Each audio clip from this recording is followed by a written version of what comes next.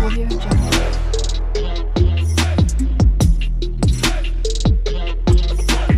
Audio Jungle.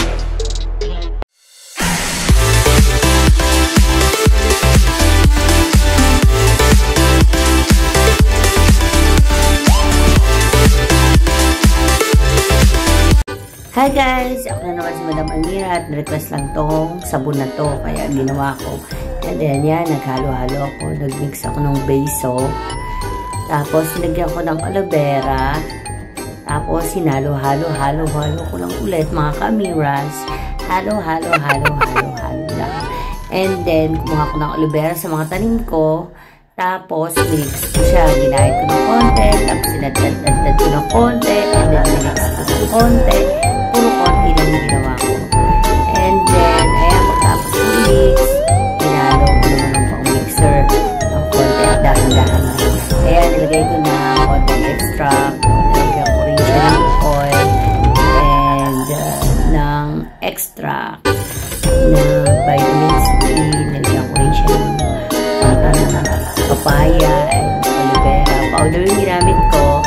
And then, in-mix ko. Pintay ko na yung apoy. In-mix ko ulit ng minix, mga ka-Amiras. At talay ko naman ng almond para naman kumilis ang balat ko. At gumanda ang kutis ko. Dahil nga medyo maitim si Madam Amira and gusto ko maganda. Kaya, ayan, naglagyan ko 2 cups. At kinulang. Pinagdagan ko naman ng oil para naman maging smooth skin ng mga ka-Amiras. Saka, yan. And then, in-mix ulit. 2 spoon cup. Ang nilagay ko. And mix lang yung ginawa ko. And kinulang na naman. Nilagyan ko ulit ng isa pang extract.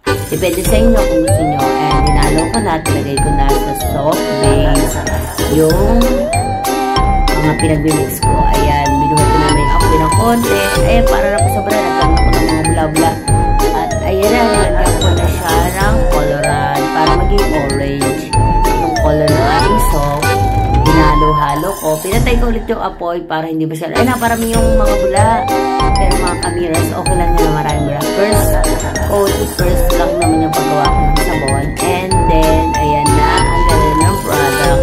At pinatay ko na yung apoy, dahan-dahan. Pero kumukulo ko. Ayan, nilagay ko na sa molde. Nilagay ko na para maayos. Maganda yung sabon ko. Maganda yung itsura ng sabon ko. Sa mga dating yung gayahin yung sabon ko. Anyway, para sa lahat yan. Kaya ang ginawa ko ng YouTube channel na to, diba? O, ayan. At ito na, pinapatuyo ko na ng 1 hour. Ayan na yung tsura ng sabon ko. At ayan, nagmaganda na lola nyo. Ayan, inamoy-amoy. Pinakita, nagmaganda ang lola nyo, mga ka-Amiras. Ayan, ang bango-bango. Inamoy ko ng paulit-ulit. Hindi ako makakaniwala nakagawa ko ng sabon.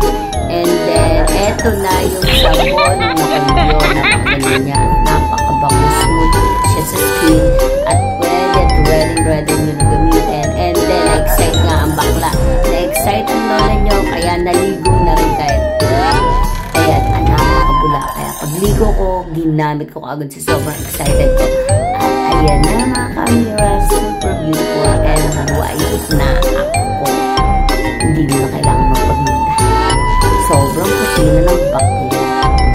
Thank you so much. I hope you're always watching to my vlog. And don't forget to subscribe, like, and share para liking up sa aking mga ginagawa sa aking life everyday. Ayan, kuskos.